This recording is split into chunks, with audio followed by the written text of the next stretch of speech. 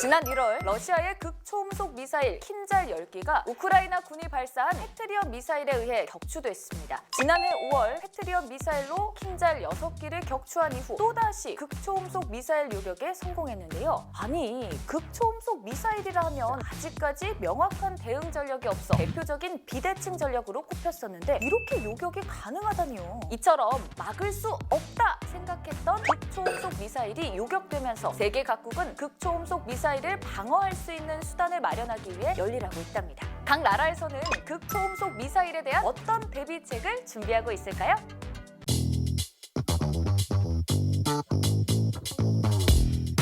극초음속 미사일, 탄도미사일처럼 일정 고도까지 비행을 하다가 정점에서 탄두를 실은 활공체가 분리되면 순항미사일처럼 수평 비행하는 미사일을 뜻하는데요. 음속의 5배 이상 빠른 속도로 비행해서 지구상 어디든 한두 시간 내로 타격할 수 있고 레이더로 추적하기 어렵기 때문에 방어하기 까다로운 무기체계로 꼽힙니다. 현재까지 전력화한 국가는 러시아와 중국뿐인데요. 하지만 우크라이나전에서 킨잘이 요격되며 극초음속 미사일도 막을 수 있다는 희망이 생긴 거죠. 그렇다면 현재 세계 각국에서는 극초음속 미사일을 막기 위해 어떤 전력을 개발하고 있을까요? 먼저 미국에서는 지난 15일 미사일 추적을 위한 위성 6기를 쏘아 올렸는데요. 이 중 2기는 극초음속 활공체를 사전에 탐지할 수 있는 극초음속 및 탄도미사일 추정용 우주 센서 HBTSS 시제품이었답니다. HBTSS는 극초음속 미사일 요격에 필요한 표적 정보를 제공할 수 있는 체계로 언제, 어디서 미사일 위협이 발생해도 조기에 추적해 요격할 수 있는데요.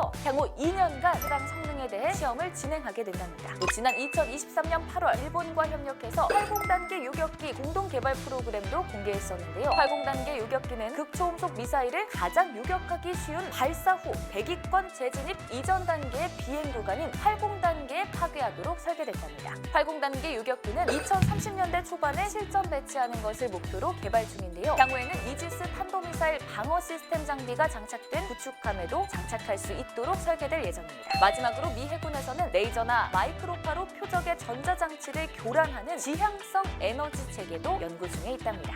지난 2019년 유럽연합 집행위원회를 통해 극초음속 무기를 포함한 미사일 위협 탐지 요격 프로그램 트위스터를 승인했는데요.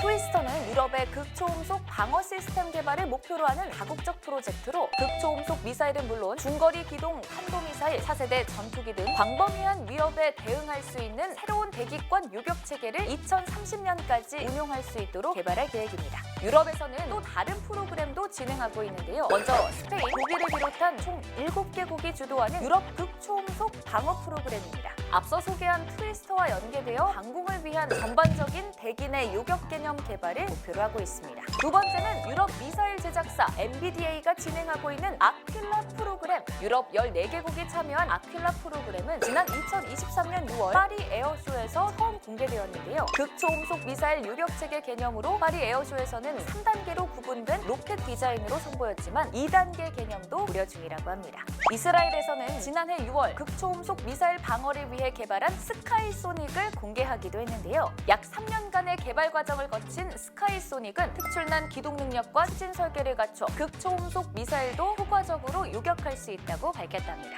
극초음속 미사일은 기존 방공망의 요격을 피하기 위해서 20에서 70km 사이의 고도에서 날아오르는데요. 스카이소닉은 그 점을 파고들어서 고도 20에서 70km 사이에서 요격할 수 있도록 설계했답니다. 우리나라도 빠질 수 없죠. 우리나라는 2023년 4월부터 국내 방산업체와 국방과학연구소가 협업해 극초음속 미사일을 요격할 수 있는 방어체계 개발을 시작했습니다. 방어체계로는 한국형 사드2와 천공3가 운용될 계획인데요. 고고도에서 극초음속 미사일을 1차로 요격하고 실패할 경우에는 낮은 고도에서 2차로 요격하는 방식이랍니다. 한국형 사드2와 천공3는 최대 요격 범위가 각각 150km, 40km로 최대 속도 마하 10의 미사일을 잡는 것이 목표라는데요. 실전 배치 시점 2035년으로 예상한다네요. 또 한국항공우주산업에서는 미사일 발사 징후를 사전에 포착할 수 있는 위성을 개발 중입니다. 2030년까지 40기의 위성을 띄울 계획이라는데요. 신형 미사일 방어 체계와 위성이 개발되면 더 든든해질 것 같죠? 실제 효과는 어떤지 아직은 알 수 없지만 이런 아이디어들이 더해지다 보면 극초음속 미사일도 막을 수 있는 하늘의 방패를 만들어낼 수 있지 않을까요? 앞으로 속속들이 개발될 극초음속 미사일 방어 체계들, 그 소식이 궁금하시다면 뉴스마마 구독과 좋아요, 알림 설정까지 꾹 눌러주세요.